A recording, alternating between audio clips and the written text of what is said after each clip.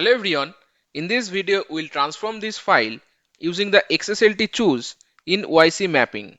Now the XSLT choose element is a conditional statement that is used in the OIC mapping for testing multiple conditions, and it is similar to switch or if else structure. It must contain one or more XSL when and optional XSL otherwise child elements. Now in this file, we have the customer data and the columns are receipt number, receipt date, customer name, customer ID, amount, currency and payment mode. In the receipt number, most of the values are not correct.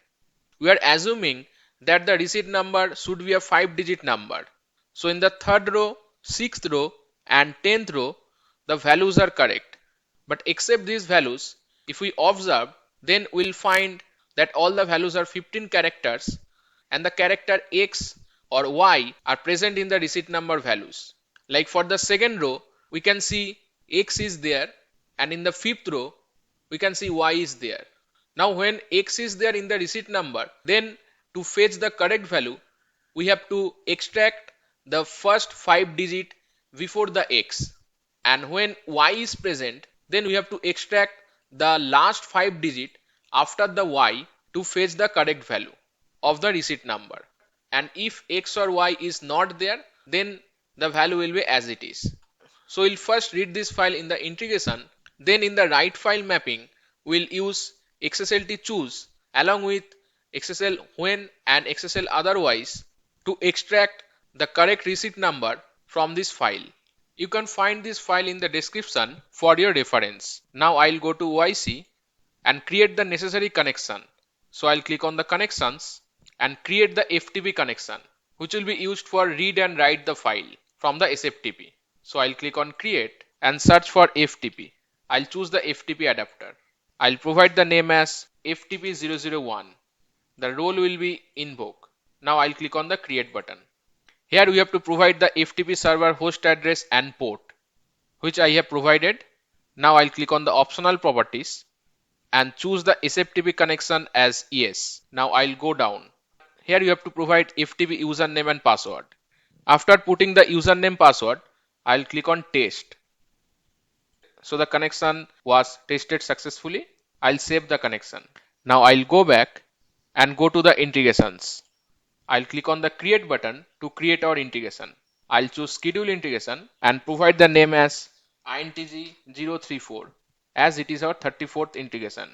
Now click on create. Now in the schedule option, I'll create two parameters which are file name and file path. So I'll click on this three dot and choose edit. To create the parameters, I'll click on the plus and provide file path. I'll click on the plus again and provide the second parameter name, which is file name. Now save this. Now we'll read the file from the SFTP. So for that, I'll click on the plus and choose the FTP connection, which is FTP001. Here I'll provide the name as read file. Continue. Continue. The operation will be read a file which is already selected. I'll not provide anything in the input directory and file name. We'll provide this in the mapping. Continue. Here we have to upload the structure of our customer data file, which is a CSV file, and that is already selected. I'll continue. Now click on the drag and drop to upload the file. Then I'll provide the record and record set name and go down. I'll make all the columns as optional and choose the first column as mandatory.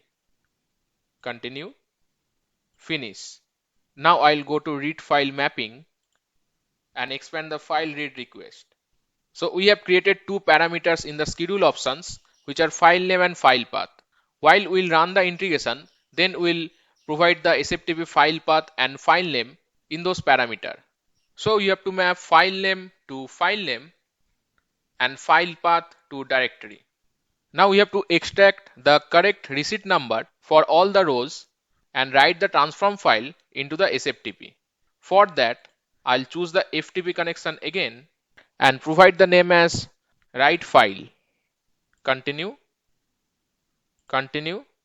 Now instead of read a file, we have to choose write file. In the output directory, I'll put slash and file name pattern I'll provide star. These are the dummy values. I'll provide the actual values in the mapping. Continue.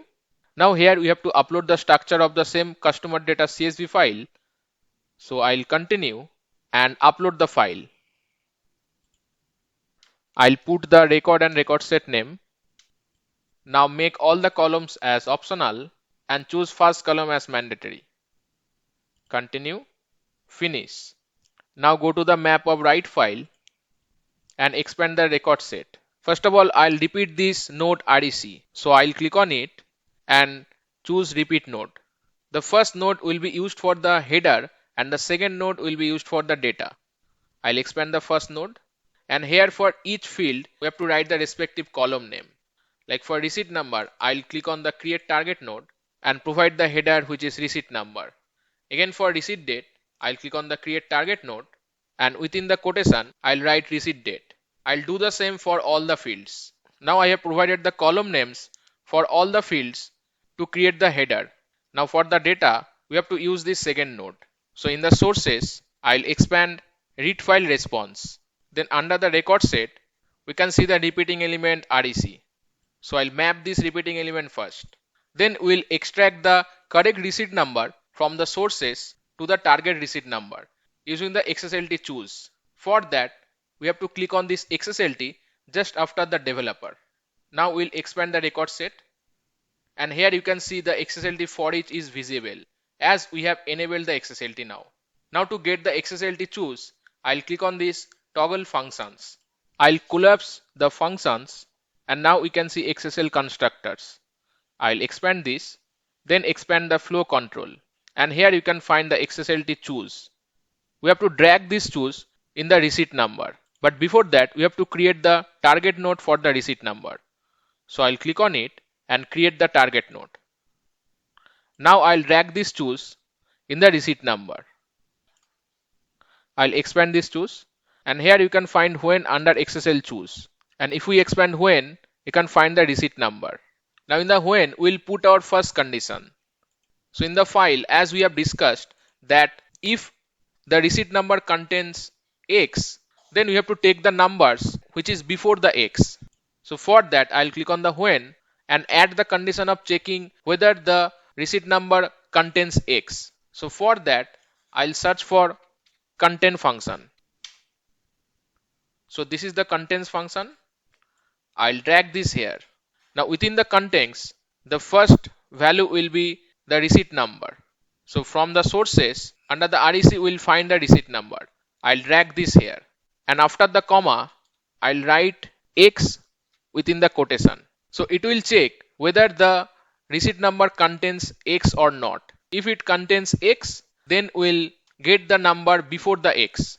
So to do that, I'll click on the receipt number and we have to use the substring before function.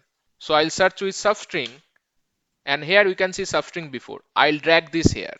Now within the substring before function, I'll provide receipt number and then I'll put X. So it will take the numbers which is before the X from the receipt number.